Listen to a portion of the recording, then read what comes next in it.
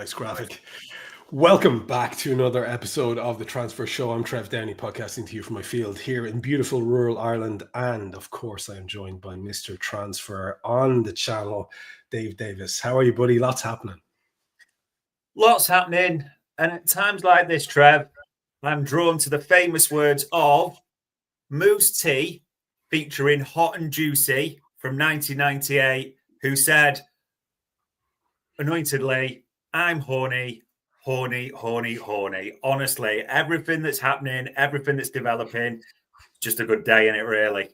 It's a great day, and thank you very much for that earworm, which will never now leave me for the next month. So that's tremendous. Look, can I just say to anyone who's listening, especially to those of you who are watching along live, hold. You know that famous scene in Braveheart where Gibbo is saying, hold, and they're charging, hold. Yeah, just wait. We'll get there. We will get there to all the stories you want us to get to. And even when you're talking about it 20 minutes later, we will have talked about it because you came in late. So it'll all be here. We'll start with the big one, Dave, because we'll be shot if we don't. Isak developments. Some interesting stuff coming out here. Obviously, Ornstein has made himself front and center on today's show. He's dropping bombas all over the shop. But the latest development here is quite interesting. And I've heard some really, I found encouraging takes from some rational Liverpool fans, including our own Dave Hendrick, talking about the actual state of his contract and what he can and can't actually do, and why what an awful lot of Liverpool and Newcastle fans may not be aware of that and are talking in an emotional way. There are actual facts around here, but let's start off with the latest developments on Isak. What is actually new here? Yeah, it's funny almost the weekend and the stories, the headlines that led up to this morning, that Newcastle had 2 games, didn't they? And so I don't know if that was wise, because Eddie Howe had to face 2 lots of press junkets, basically just asking him about Isak, wasn't it, and signing. So 2 games in a row. And essentially the big thing that came out from that was Eddie Howe being, no, we can't just automatically stop him or force him to stay. That, that's not how it necessarily works. Quite clear. As he used that phrase, didn't he? I want players that want to play for the shirt. And I think we all knew what that meant. You had VVD after the Community Shield saying, well, Diaz is gone, Nunes is gone. We clearly need attacking reinforcements. And we know what he was alluding to. Of course, we knew what he was alluding to. And then for any really fake Newcastle hopes this morning, it's that Ornstein bomber came out with the deal sheet, didn't it? Alexander Isak, he's adamant he will not play for Newcastle again, even if the window closes without him exiting. I mean, I was talking to some people about this. He said, well, has he had a transfer request in? Well, this is almost more extreme a little bit, isn't it, Trev? He's just saying, publicly, I'm not going to play for these again, full stop. It's about as dramatic as it gets, really. So a lot of the chips are strongly stacking for Liverpool's side of the table. That looks great, doesn't it? The only thing is still the age-old problem. Newcastle cannot sign attackers. We'll come to Newcastle because maybe they've got a shot. Finally, please, for the love of God, get some attackers in and allow us to this to happen. But that has still got to happen. The other thing is there's still the righteousness that goes on with this about, it's wrong what he's doing and all this. This is not a brand new thing in football. As we've said, we've had players that have wanted to leave Anfield and had back injuries or certain other things, practically refused to play. You look at this window. Victor Gyökeres was on strike, wasn't he, at Sporting Lisbon? I didn't really hear Arsenal fans moaning too much then. Johan Visser at Brentford essentially being on strike, only just gone back into training. Again, did I hear Newcastle fans moaning then? I can't remember it that much. I don't know if it's just because it's us and we are massive that the focus seems to be there. But it is another development. It is another bit of flavour to the story. Someone is going to say, and I understand it, it's not an offer, it's not that. But you do kind of get the impression with this now, this is the final bridge having a match lit to it, isn't it, really? There's no chance here. Surely Newcastle, even, as per Eddie Howe's words, they just want to move on and get signings in. Everyone wants this to happen. maybe we might get something this week, but I think me and you have said that for the last 2 or 3 weeks now at the same time. So let's just see. I even heard, whether it's true or not, from a couple of sources that Jamal Lascelles was saying to the manager, as captain, listen, we can't have this. Yeah. It's not good. And listen, there's, again, like you always say, there'll be some Newcastle people who are trolling our chats and waiting for the thing that they want to respond to. But in the nicest possible way, Liverpool fans have been in this situation before. It's not pleasant when your big star is being linked away and has decided they don't want to play for you anymore. It's pretty horrible place to be. But it's also a rite of passage if you ever want to get to where we are now, which is being the destination club. So maybe see that as part of the evolution. I don't know. But what I find very interesting, Dave, and I'd like to get your take on this, is Jan early on Malby on the Spot was saying, look, Liverpool fans aren't going to give a shit, basically. If he walks in through the door, they're not going to care about his behavior. But he personally, Mr. Malby, was saying he didn't like this tactic. He was like, just train with your mates, put in a transfer request, do whatever. He found it hard to, he thinks it's a little bit extreme. And it is. There's no two ways about it. And so the question I'm asking you here is, have you heard anything like I have, which is that basically the one driving all of this is his agent? Yeah, absolutely. Is the two bits that go into it, and his agent is, he's shopping this to all and sundry. It's not hidden at all. His agent and Isak's camp are very clear to say, listen, we spoke to Newcastle twice last season and told them it was our last season at the club, earlier on in the season and right at the end of the summer, we made it clear. So there was absolutely no doubts whatsoever of what our intentions were, which, fair play, feeds into the mix and defeats that narrative that it's just been sprung upon them or Liverpool have been influencing, in the background, which, all right, that's probably happened a bit. But, they're quite adamant that they've done it that way, properly. What I do get, and I do have some stance with this, I would rather, if it was, for any player, it is better just to train, isn't it? Get your head down, put your transfer request in. All right, you're not going to be happy about the place, but to go on strike a little bit, some people won't like. I do understand, though, at the same time, there is Liverpool fans that will say, but at least he's going to do anything to get to us, isn't he? This is a player that's prepared to go on strike, almost completely ignore playing for Newcastle, who are still a decent club. So we want him that way. And I suppose I can understand embers of that, but a bit like Jan, maybe it's just a bit of an old school approach. It was always still play, still train, get your head down. And maybe if eventually, which you expect, he does arrive with us, Trev, maybe he'd be a bit fitter or ready to go quicker as well at the same time. But it is what it is a little bit. Yeah. And the nature of it now, again, just to get one last take from you on this, do you, even with the encouraging news today in terms of it actually happening, do you envisage it happening before the game with Newcastle? Because most people have made up their mind that it won't. Now, I don't think this is following any logic that people can actually work out themselves. So the logic that they're applying to this as to why it wouldn't happen before the Newcastle game, I don't think counts here. But I understand why they're saying it. Like you said a few minutes ago, we've been saying something could happen in the next few days. It feels like we've been saying that for a couple of months now. Are we any closer to those things happening in the next few days? And do you think the Newcastle game itself has any bearing on it? I actually don't think he will be in either squad for the Newcastle game. It really is a toss of the coin that, who will own, I suppose, or have the contract with Alexander Isak by then. I wouldn't put any money on it being us. And the reason I say that is, look at the track record this window. Newcastle are hopeless at signing attacking players, aren't they? Which we keep hearing. They've got to get attackers in for this to get done. I do wonder kind of a little bit like how long that goes on, though. At which point do Liverpool kind of say, if this is going to deadline day, for instance, Trev, you feel something's gone completely wrong, isn't it? Liverpool wouldn't want it to go that late. Newcastle wouldn't want it to go that late. You are kind of finger in the air. And I genuinely do not know the answer to this. But I'd be fascinated in behind closed doors what is a date that Liverpool have in mind? Would they let it go to deadline day and just sack it all off type of thing and just say, well, no, he's here for a 5-year contract and all that? That is just messy, though, isn't it? And there's quite a few games before deadline day as well. I proper sound like a politician. I wouldn't put a fiver either way.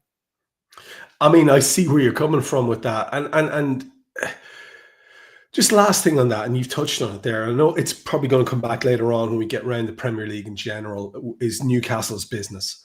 And, you know, in many ways, again, the logic is not necessarily there, because if the kid is going to refuse to play and be in breach of contract, then that could get very ugly regardless of whether they get people in or not.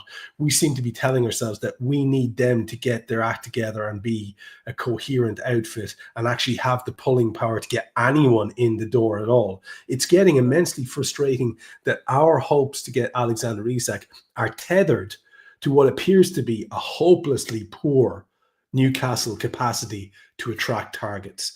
It's incredibly frustrating.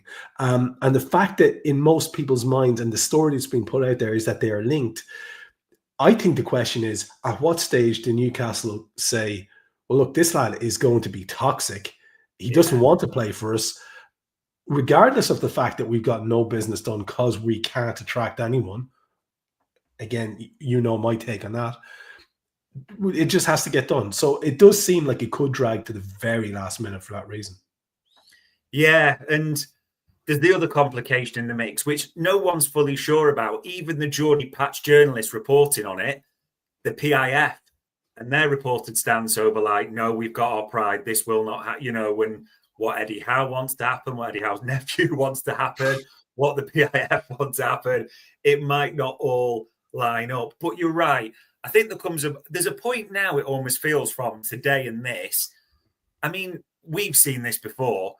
Probably seen the video of Newcastle fans setting fire to the Isak shirts. It does feel like Newcastle fans have now completely washed their hands of him. And actually, you know, you feel the sway in there in that fan base to say, just get him out, just get rid, get the money, move on, that type of thing. But good business in football always says, have one lined up before, you know, you let the one out and all those types of things. It's just so difficult to call. It really is. And also, as we're saying this, it's logical, and it's the right word to use, Trev. There ain't nothing logical about Newcastle's transfer business this summer, so you just can't nail anything on. No, you can't.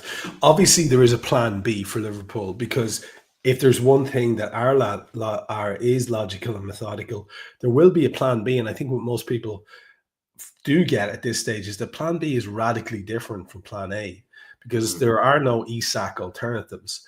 And it looks like plan B is going to be a different type of thing. We're going to get there next, but just up on our list here for our next story is the next most likely bit of business to get done around Liverpool is Costas Tsimikas, who is absent from the Community Shield squad. And Paul Joyce has been saying bits and bobs about links to Forest, as you had on this show several weeks ago. Yeah. And it seems like that might be a good move for Tsimikas, especially if he's going to get game time. How likely does this one look, do you think, at this stage?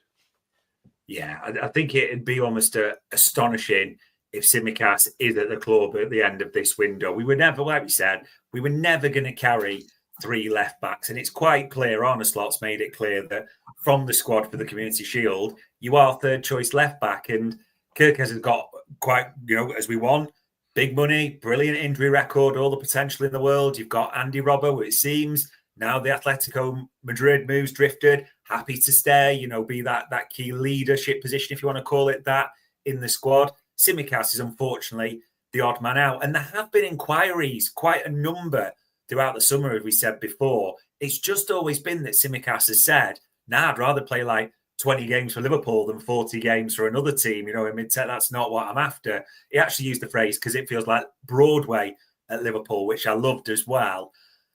I just think, though, Broadway might have lost its sparkle a little bit, because it sounds great, but if you're only playing 5-6 times a year, maybe Carabao Cup, that type of thing at best, for whatever anyone thinks, Costas Tsimikas is far, far better than that. And it's telling that Forest, who are in the Europa, have made the inquiry. Leeds look like they're not going to follow it up. That was the latest info we got, that they had made inquiry, but doesn't seem to be progressing any further with them. But Monaco abroad, there's other European clubs. So, yeah, I genuinely, the one thing that intrigues me, and I don't know the answer to this, is what fee would we get for Tsimikas? You'd probably expect it to be almost what we paid for him, somewhere around the 12, 15 million mark, maybe, because of his pedigree, his experience. But it's a shame, a popular character, one of Mo Salah's very good friends, as we know, but smart money says Costas is gone by the end of the window.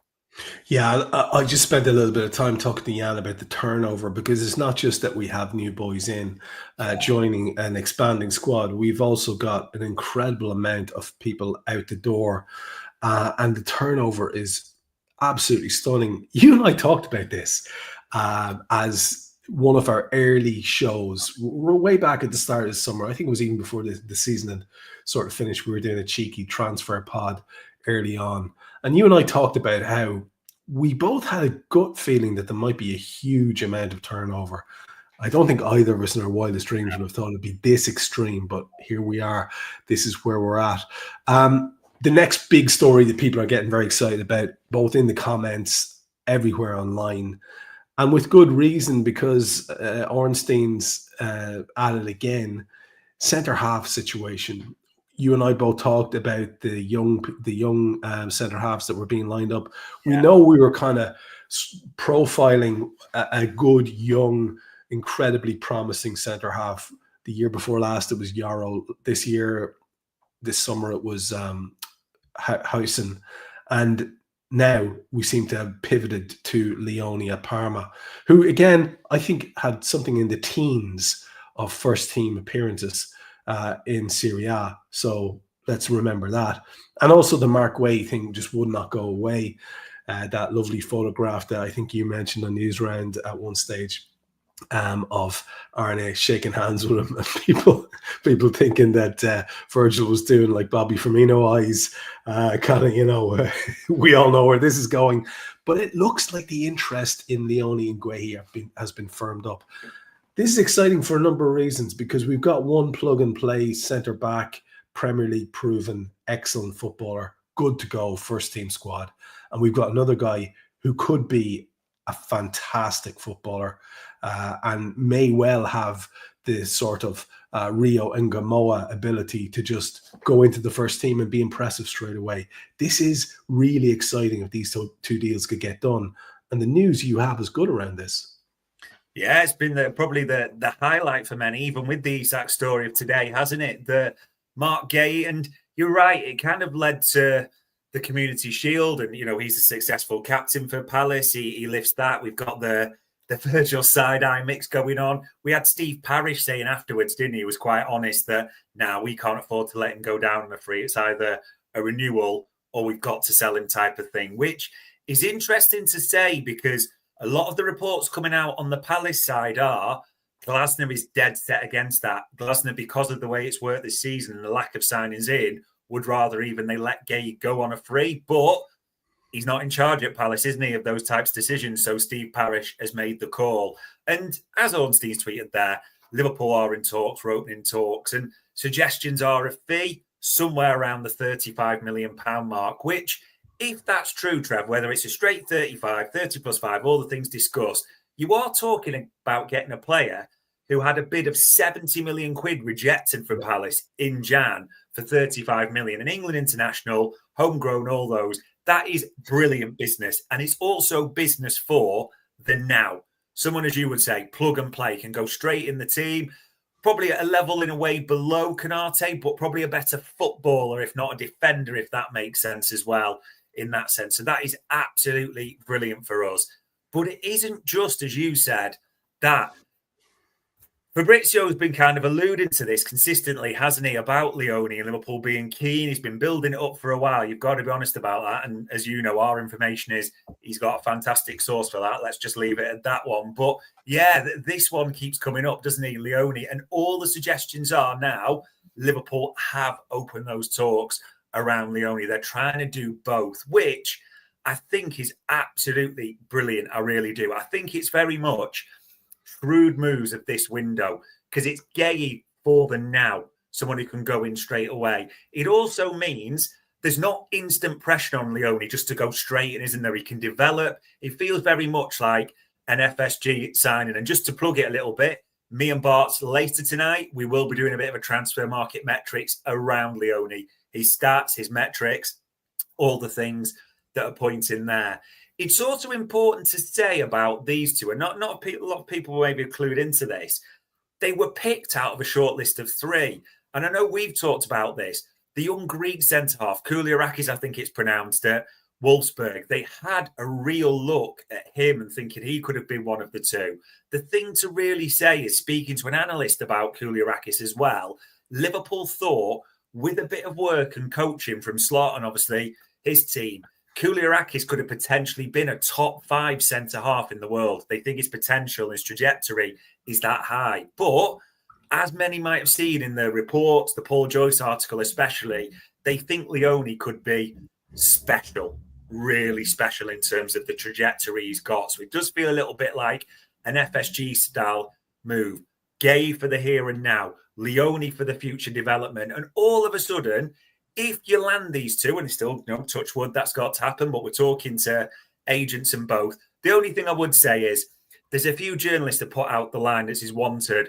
Liverpool are speaking to Palace first. They've not agreed terms with Mark Guehi because they want to be respectful. Like, nonsense, trust me, they've already agreed terms. It's just getting it done with Palace now. That's what that's all about. Like, ignore that, but not that it really matters. If it's Guehi and Leoni through the door, you're all of a sudden thinking, brilliant. You still want Konate to renew, but it's maybe not quite as big a disaster as it could have been, if that makes sense. You still want it, but you're future-proofed a little bit there. If it was just Leoni, you'd have been like an 18-year-old kid, as you mentioned, from Parma, who finished 16th in Serie A. Are we saying that kid could go straight in against, say, Arsenal away, City away? That would be a massive ask, wouldn't it, if one of the major stars was injured? But the fact you're getting 2 in, and I'm saying this just with the info and check-in tonight, Trev, there's even Liverpool considering if they got Leoni, would they loan him back even? There's many things going into the mix a little bit. But with 2 centre-halves and these 2 coming in, I think it will be brilliant business all round.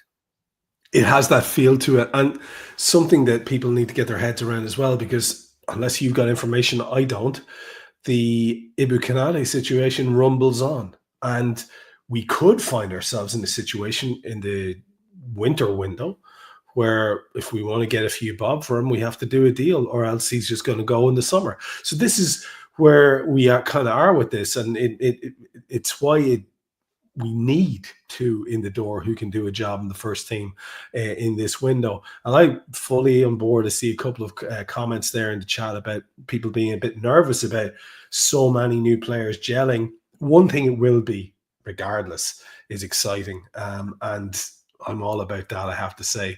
So again, very encouraging signs there on that. I spoke briefly there a few minutes ago about Plan B. Yeah. And how Plan B could be very different. I think somebody misunderstood me there in the chats, and they were talking about Hugo Ekitike. Well, Hugo Ekitike is now a Liverpool player. So we're now still going after Alexander Isak. My point is, I don't think there's another one like him. So our alternative seems to be to get a very talented, more wing-style player. And the Barcola stories are still there. Rodrigo, I've heard now linked with Manchester City, believe it or not. And Fofana just seemed to have been a name that people thought made sense without there ever having been anything concrete. That could be just me.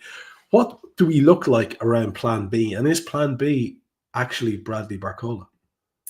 Yeah, it's an interesting one, because a few journalists are using the same line. As you know, like a story goes round, and we have phrases for Liverpool journalists, don't we? Like market opportunity and that type of thing. The phrase that many are mentioning is all of Liverpool's eggs are in the Isak basket right now. Everything is focused on Alexander Isak. There's many journalists that have said that. But as we mentioned before, and like we said, things don't seem to be progressing exactly as we want. It's going on. Will there be a point Liverpool cut off? Will they look at alternatives? And as many have also said, you want Isak and another probably, don't you? Because especially if Chiesa and everyone else departs, you can look very thin on the ground all of a sudden. But bit of a split, because James Pearce had that line, didn't he? Which I think it was always going to come out.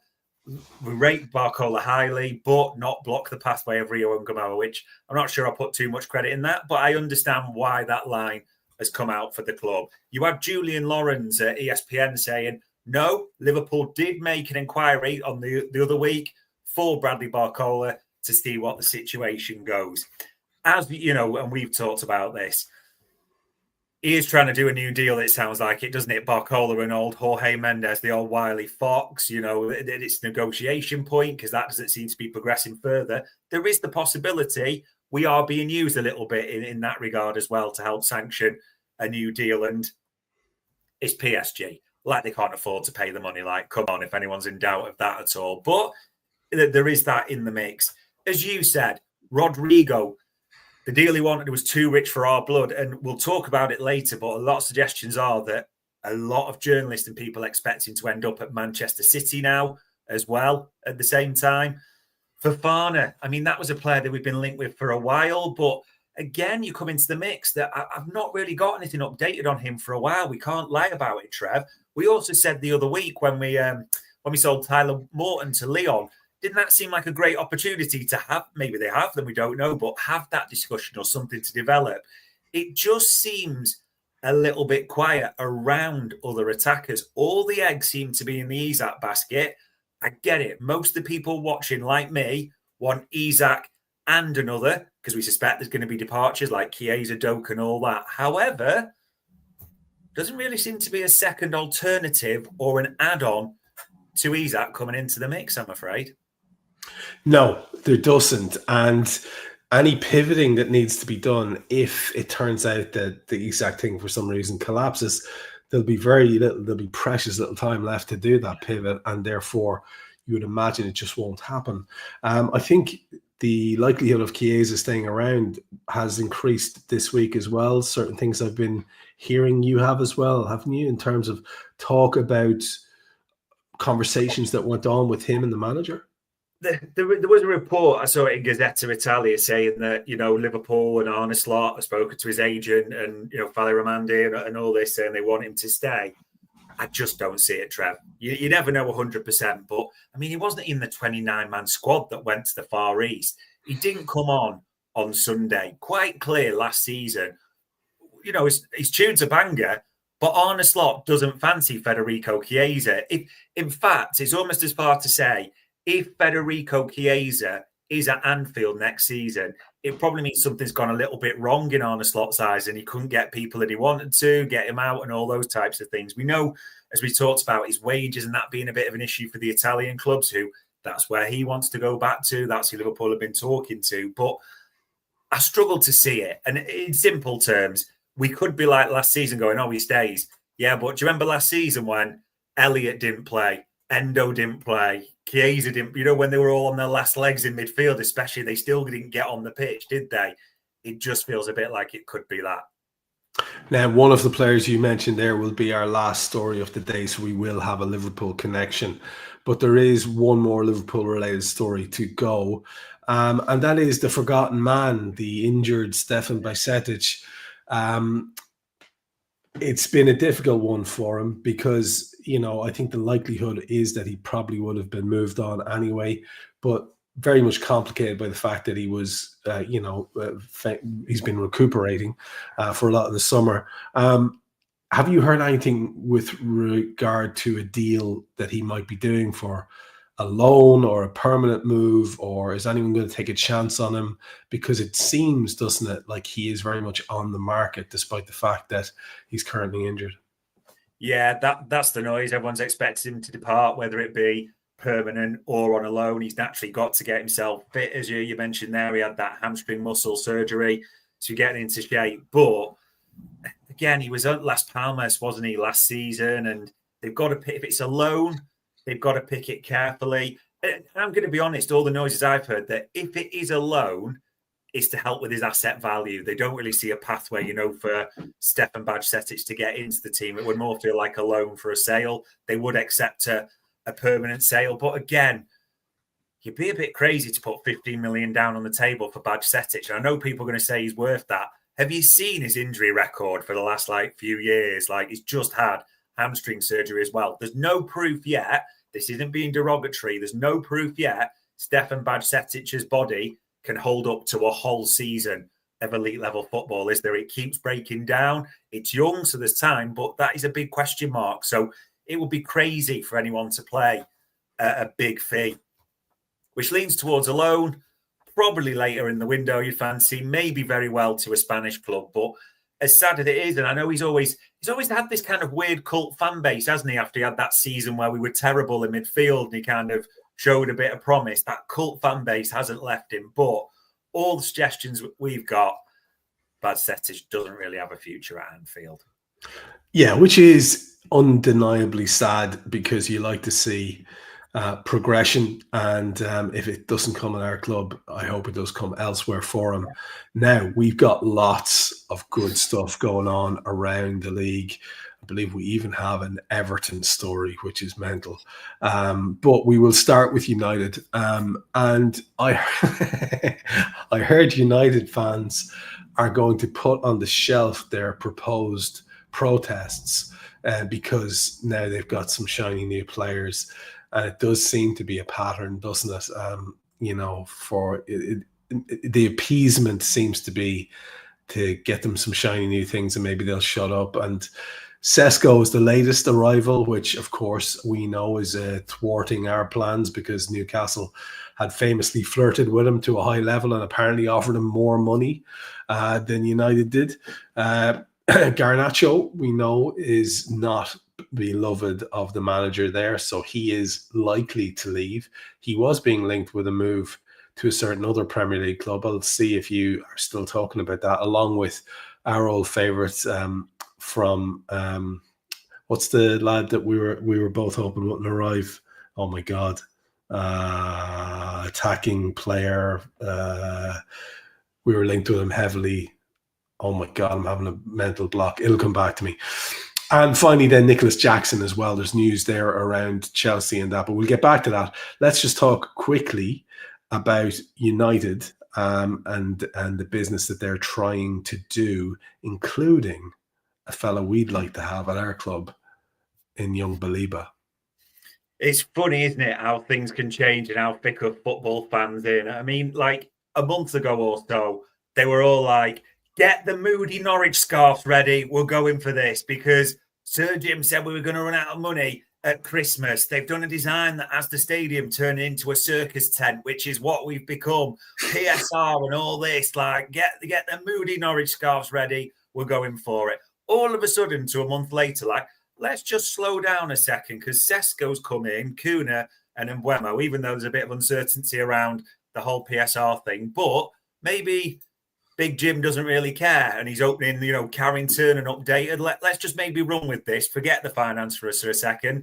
Players are coming through the door, so that's great. Like Sesko, who they blew out the water, Newcastle, with the wages being offered. So that comes into the mix. Yeah, we'll talk about a player who's likely to still go to Chelsea and one of the bomb squad, as they call them. I mean, this one as well. United want a midfielder. Baleba, what a talent. If this was to happen, could you imagine how much Brighton, Tony Bloom and Paul Barber would have the pants down of Manchester United, the fee and everything that would go into this? It would just be absolutely ridiculous. And I think everyone's expecting it to be prohibitive. Let's use a polite word. But yeah, you can imagine how much they would overcharge United. But you're right. Liverpool fans are like, I won't mind him. A lot would like him to come, maybe Adam Wharton and those players as well. But it doesn't look like it's happening.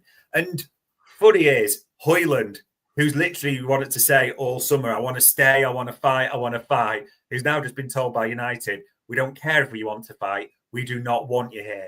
So everyone's expecting him to move to AC Milan on some sort of crazy deal as well. But it is interesting. And just speaking to a United journalist earlier, I was like, it's a bit weird the way we were told PSR. Sir Jim said we nearly shut the lights off at Christmas and all that. And there's now this spending.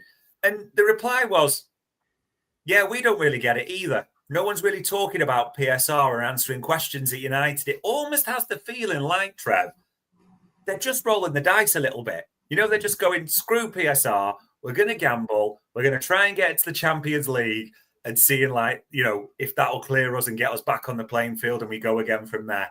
Yeah, but what happens if you don't get the Champions League. We'll deal with that at the time a little bit. So it is fascinating to see what will happen. But yeah, United have always been a basket case. An interesting case study right now. But because it's United, they've got so many well-known journalists who carry water for them in the mainstream press. And I saw a guy who came up with the greatest example of false equivalency I've ever seen in my life, talking and comparing the booing of the anthem to the desecration of a minute's silence. Henry Winter. And Henry Winter today was chatting about how Amorim and his team need positivity. And, Sir Jim has come good and he's put some money in there. So let's, like you say, let's forget all about the fact that they've been absolute shithouses to their staff. Yeah. That they're talking about how they're a basket case financially and they need to cut corners and everyone gets half a pork pie a week. And let's just embrace the fact that there's some shiny new players. And like you said, ditch the Norwich scarves for a week. Unbelievable stuff. But, it's entertaining for this show. Next up are Chelsea, who are always entertaining for this show. And I mentioned Nicholas Jackson briefly. Nkunku, Xavi Simons is the guy I was trying to think of. Maresca is looking at a bit of a squad turnover there as well. Unsurprisingly, when he's got old Sweeney in his camp to help him out. I think, and you seem to be suggesting it by your title here, I think Chelsea will do a lot between now and when that closes. I think they really want to do lots more because it's Chelsea. What do you reckon, or what are the most likely deals there? Oh, God, yeah. You see it on the screen there, Garnacho. It's still the full expectation of everyone that Garnacho's even said to his agent, to United, I don't care about other offers. I want to go to Chelsea. So get ready for a 9-year deal or something coming to the table, of course, when he does eventually arrive. Xavi Simons, as we said there, seemed to be in for looking at doing a swap deal with Red Bull, with Christian Nkunku, going back to where he came from in that regard. Just need to have stalled on that a little bit, but there still is expectation that Xavi Simons arrives. The funniest bit, though, was Maresca after the game they were playing the other night on Channel 5 or whatever, saying, because Levi Colwell's had the bad injury, and saying, yeah, we definitely need another centre-half. We're short there. Because apparently 9 players that can play centre-half isn't enough to cover it just now. Like, of course, Chelsea need another centre-half. Who would have thought? Who didn't recognise it, So that goes into the mix. You've got Nicholas Jackson, who's told Chelsea he wants to go, who's told Newcastle he wants to go there as well. But being Newcastle, they can't seem to draw the dots into turning that into a striker replacement. Hey-ho, that's the way it works. But you're right. It would surprise you no end whatsoever if Chelsea made significant moves all the way through to the close. It just feels like the big boys of the Premier League are ramping up somewhat, doesn't it? It does. And it just would not be them if they didn't continue the madness deep into the window. Continuing our trip through the Premier League, we've got 2 left on the agenda, but I do want to go to the Jack Grealish one as well. Let's start with Spurs, however, and a guy who was very impressive against us at the weekend there, Bajcetic, is apparently a focus of interest for them, and they have at least 1 or 2 others having apparently moved away or moved on from what seemed to be strong initial interest in Harvey Elliott. Yeah, it did seem that they made a real call for Harvey Elliott. Remember that we said that Son's gone, of course. James Maddison has that injury that could even, be a season ender. So they were looking at real options there, and Harvey Elliott's camp has been spoken to. It does seem, though, to be fair, they've pivoted away from that with Thomas Frank. And it's 2 big stories, really, isn't it? That they are in for Eze, who was linked with Arsenal previously, but it does seem Spurs have jumped to the front of the queue, offering him Champions League football. So we'll see if a deal gets done there. And then the other one from Manchester City, isn't it? Savino, the winger. So those are the 2 players that I think, if you're honest and you were a Spurs fan, they've always been a basket case of a club, of course. But if someone had said to you at the start of the season, Spurs fans, let's think about this. Kudus, Savino and Eze were going to come in to boost your attacking options. I bet a lot of Spurs fans would be licking their lips at that, wouldn't they? Entertaining players, different skill sets, but, a really attacking squad for Thomas Frank, let's put it that way. So, yeah, I think these are deals that were expected to happen. You mentioned City, and we're going to talk on there because it's a knock-on effect. One of them is a City player as well. But Spurs are another one who've almost recognised that, listen, all the big boys are making moves. We best join in the shake-up and quickly. Yes, and City did themselves a favour by getting a lot of business done early on in the window, no more than Liverpool did. If anything, actually, they were quicker out of the blocks than we were. But they're not finished yet. I'm really fascinated by this Donnarumma thing because I'm wondering if you can let me know what it is that's causing him to have the fallout with his current club. Why is it that he's unsettled there? I didn't see that one coming. I don't think many people did. There's also the Jack Grealish thing. I've seen lots and lots, Dave, this week in general of sympathetic stuff about Jack Grealish, whereas I think it would be very tempting and an awful lot of maybe City, dare I suggest that City prompted, City fed stories have been based around how he's a out of control lunatic on drunk every weekend. I'm not sure too many people are buying that. There seems to be a lot of sympathy for him and that Guardiola hasn't treated him very well. He has gotten himself a move, albeit to the blue shite, God love him. And there are some other moves as well around that you're going to mention, maybe Forest as well, a story there to wrap us up. So let's start there with City and Donnarumma and whether you think they have still business left in them. Yeah, a club that spent 200 million plus in January, 200 million already in the window, still look like they're going to do big business. And for all the talk that we're scandalous despite our net spend and how we know that's balanced up a little bit, it's just funny how City just seem to be escaping all eyes.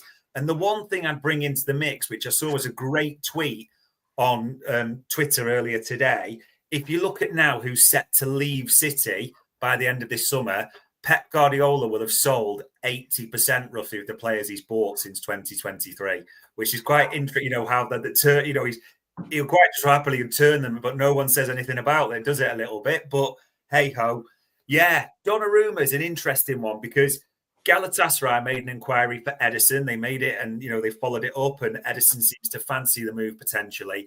Donnarumma, everyone expected him to sign a new deal at PSG, didn't they? Because he's got a year left to go.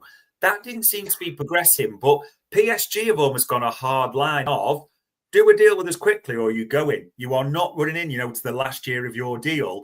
And Donnarumma and obviously we know his agent, etc., have played that, this is shocking and everything. Let's not forget, this is the man who, abandon's too strong, but he quite happily exited his boyhood club, didn't he, AC Milan, where he was captain to get the riches of PSG. So, Donnarumma knows the European system. Let's not undersell that at all. So, yeah, it could be 1 in, 1 out for the goalkeeping. As is on the screen, Savinho set to go. And quite a lot of journalists have been saying this for a while. And I kind of it didn't make any sense until the Savinho Spurs offer came in. Rodrigo, didn't it? Because who could match those wages in the Premier League? We all know the answer, of course. Remember, that team that don't pay Erling Haaland and his agent and his dad that much money, that team especially. So that goes into the mix. Like you said as well, further exits. Grealish is now an Everton loanee. There is an option there for 50 million. So it'll be interesting to see how he does under the Moisire. It's one of those that you'll keep an eye on throughout the season. You won't call it either way. What I will say as well, though, and it's a bit away from the transfer show, but I want to say this. You're right. City and their journalists seem to want to paint this dark picture, don't they, of Jack Grealish, that he's boozing all the time, he's out of control and all this.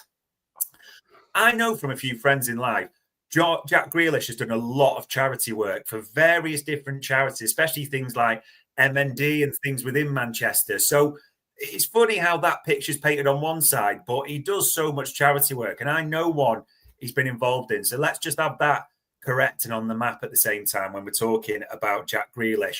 James McAtee there. It's expected he'll move to Forest. You mentioned them as well. So this club, they spent 200 million in the January window. And by the way, none of those players are playing anymore, aren't they? Is it Sudakov? He's never in the squad. Victor Rice, he's now going on loan, isn't he, to Girona, one of their thingy clubs. Others are departing. I spent 200 million already this summer and now going to go big again. So Just remember that when everyone's talking about how Liverpool are spending in the Premier League and all this. Not the real story, is it? And again, not transfer show fodder per se, but we're talking about City.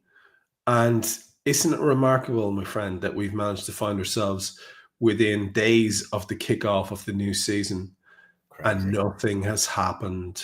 Nothing has happened. And those of us who are cynical and black-pilled around this type of thing in football will have said that nothing would happen and that the lawyers would tie it up forever and eventually walk away with some sort of slap on the wrist. But man, it's still disappointing, regardless of anything else, because we're doing the transfer show here. And right there, we have a situation where we know that fuckery has gone on and it looks like it will go completely unpunished. That is difficult to stomach. It is. Yeah, it's. I don't really think there's another way of putting it. They've just pushed this for so long into the long grass. And we almost go back on the transfer show a little bit, what we said many months ago. And in fact, maybe even to last summer a little bit or January. I can't remember exactly. City have been hiring PR firms around this, to put almost disinformation in or like spin stories that way. And you're right. The only people who are getting rich of this are the lawyers, aren't they? City's lawyers making a fortune, setting it up this way so the Premier League can't afford to keep paying their lawyers. I mean, the judgment's in, as we know. We're all waiting for all they're getting charged with was the lack of cooperation. You remember they were playing the Premier League aren't treating us fairly, so we're not cooperating. That's all they'll get. And they'll get a fine for that, won't they? And everyone will just move on. But it's probably a damning indictment. How many things, the points cases for Palace, Forest, Everton, Villa, all those got resolved. For God's sake, Crystal Palace have had a hearing and an appeal declined in all this time, and yet we still not got 115 decisions. Shocking. It is shocking. We'll move without any further comment to Europe-wide matters, and we will start with a good story because there's lots going on around the Saudi leagues. We have benefited with the sale of Darwin Núñez in recent days. There are other players, however, that the PIF-sponsored clubs in particular are looking at, including two at Real Madrid in Alaba and Ceballos. And I think Kingsley Coman is rumoured to be getting a move there as well. Talk to us around about what's going on with the Saudi money and where it's being spent, because it does seem to be a busy little spell after you and I commented in previous shows over the summer that it was oddly quiet and maybe disappointingly so. Yeah, it is a weird one with the Saudis. They're spending money, but they're not the paradigm shifters like last summer, aren't they? Where they were bidding for the biggest players in the world and they had one stab at Victor Osimhen really, and after 6 rejected bids, just seemed to give up. And what did it lead to? Darwin Núñez is now an Al Hilal player, isn't he? With a deal with 46.3 million, which could rise, and apparently the add-ons are pretty achievable, to 56 million or so. So he goes with well wishes, good luck to Darwin. So they've got the striker in at Al Hilal. At Al Nassr, it looks like they're still trying to ship out Laporte. He wants to go and is trying to get a European club. They've already sorted his replacement, though. They've got Inigo Martinez, who cancelled his contract with Barcelona to do that deal. So he's gone for a payday to Europe. Like you said, speaking of paydays, Kingsley Coman looks like he's going to leave Bayern for a sort of 25 million a year deal is the suggestion. So he's got it. Was always a predictable one, wasn't it, Coman? If he wasn't going to get a European club like Arsenal somewhere, he was always going to end up at Saudi, wasn't he? He was never going to stay at Bayern. But as you mentioned there, PIF speaking to Real over Dani Ceballos, remember the guy who's been on loan at Arsenal a few times, David Alaba, who has had a few injuries. It'll be interesting to see if Real Madrid were interested in that one. I think they'd keep him because of their different players. And without wanting to be rude, Real Madrid could do with a fullback that can actually defend. That would be useful realistically, wouldn't it, at the same time? So, yeah, a lot going on with the Saudi clubs. It just isn't maybe the biggest names or paradigm shifter it was last summer. No, but still, we are very, very. I see the narrative is being spun in the chats. I presume you saw this one about the. And listen, there's a validity to it when PIF are involved that we get to get overpaid for Darwin so Yeah. that we can theoretically underpay for Isak. Now, let's be realistic about this. It's a British record bid on the table already for Isak. That's not a small amount of money. So just because Newcastle have decided he's worth more does not mean that that's in any way, like I heard described as a derisory bid or something like that. That's joke shop talk. It's like, sorry, put that now back on the shelf. That's a silly thing to say. But similarly, we could argue we value Darwin Núñez way too high and paid too much money for him. I don't know. I didn't get your take on it really on a one-to-one basis. I know we were giddily hoping for more, but at the end of the day, I think that represents really good incoming money for us for that particular player at this stage of his development.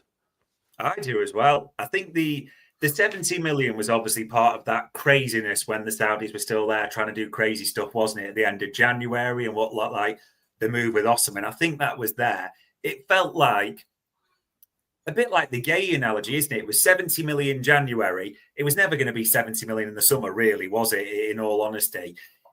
And the add-ons sound very achievable, expected to get hit. If you just look at the fee that it could be for Darwin, I think 56 million is very good business. I think you should put that in the pro column for Richard Hughes, Michael Edwards, however you want to do it. I really do. In terms of where he was, how many appearances, his importance or lack of importance to do us, 56 million, I think that's a good fee.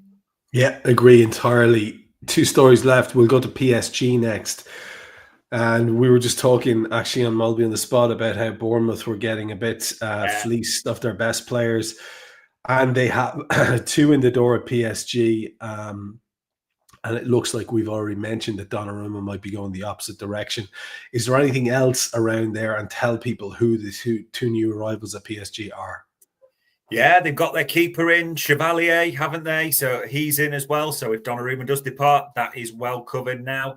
Zabiani, I mean, it's a bit of a shame for Bournemouth, but it shows how good they are, wasn't it, last season that Kirkez, Liverpool, Zabiani, PSG, Huijsen, Real Madrid, but maybe in the best possible way from us. Like you say, Jan talking about it. It's a great opener to have now, isn't it? Because Bournemouth have got a lot of players to integrate, and you fancy it's going to take Iraola a little bit of time to get that. But this was one of the first rumours at the start of the summer, wasn't it, that people were talking about? It's taken an age to get this done, but Zabiani is the first Ukrainian to play for PSG. He will not be facing us on Friday night. Yeah, they're starting to do business. There's still, the only thing to mention on PSG is a lot of sort of journalists around, cover Liga and DAZN and things like that. They still believe there's a big one to be done at PSG. That's not being rude to Zabiani, but they are big players. They're the European champions, aren't they? They're stacked with money, as we know. There is still a suspicion they could even make that move for Rodrigo or someone. I mean, their attacking riches are just insane to start with, but a lot of people are saying just keep an eye on them for a big one late on. Yeah, you've made me nervous now because the first name that came into my head when you said that was Alexander Isak, but shh, let's pretend that never happened. I didn't say it. Last story for today then brings us back full circle to Liverpool because Leipzig look like they are heading up the list of clubs, and there is a list of clubs like you and I have been saying on this show for months leading up to the end of the season, all the way through the summer. It was clear there was going to be big interest in Harvey Elliott. It looks like the Germans are ahead. I believe there was an Ornstein tweet in relation to this. And the lad I was trying to think of earlier on, Xavi Simons, is one of the ones who might be on his way out the door in the opposite direction to bring in some money that they could then spend on Harvey Elliott. How far down the road does this one seem to be to you?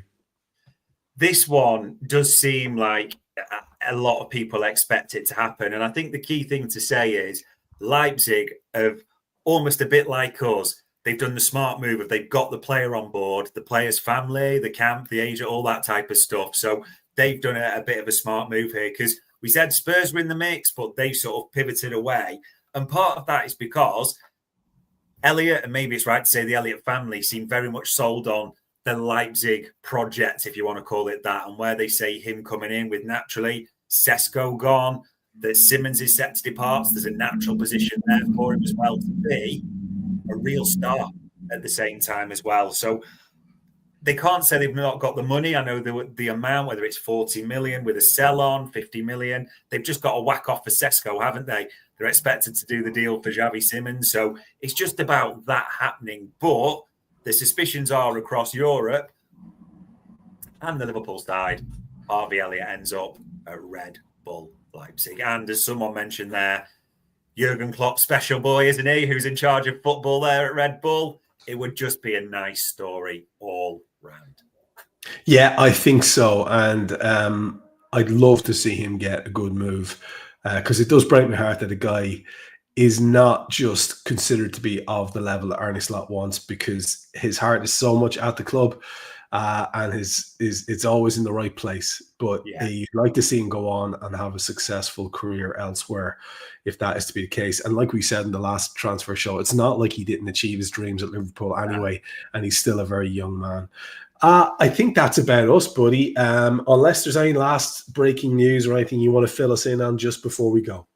Just as we've been doing the show, I know Fabrizio Romano has done one of his videos to say that both Guehi and Leoni have agreed terms with Liverpool. So we're just almost waiting for that to happen and that sort of thing. And someone asking, why am I wearing one of the knockoff kits? Just to be clear, my young son ordered this for me and bought it, so I wear it with pride. How about that? How's about that? Is there any better reason to be wearing a Liverpool kit? We should probably wrap it up then there. Thanks to Dave for a ridiculous amount of work that has gone into this show, as all of them are full of. It's not, you guys don't know this, but there's an awful lot of talking that goes on behind the scenes. I can only imagine what Dave's WhatsApp is like on a regular basis, because our chat alone is kind of incessant. So hats off to him for that, because we are always based only on the info that we get via Dave. So it makes the show possible. It's very, very interesting to walk through it. I enjoy it immensely. I know you guys do. You're watching in your thousands. We appreciate that very, very much. And you're listening in your thousands, and we appreciate that very, very much. If you like this show, go and spread the word. Word of mouth is really the best way to get it out there. I'm not a believer in social media plugs anymore. Just tell someone about it. That will help. That will help immensely. And we'd like to grow the show as big as we can. So from Dave, from me, until next time, good luck.